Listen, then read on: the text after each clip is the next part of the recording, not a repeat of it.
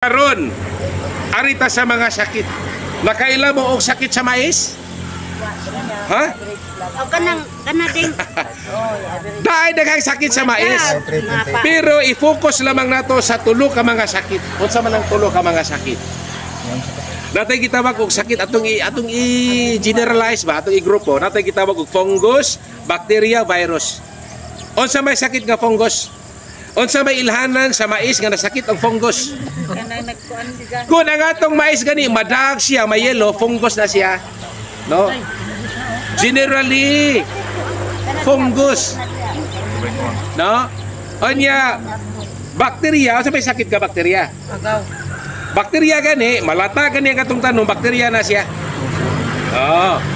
Kung ang atong tanom naugoy, wakatubo, unsa man sakit na virus na. No? Mao din ang wakatubo gi virus. Mao din ang sir.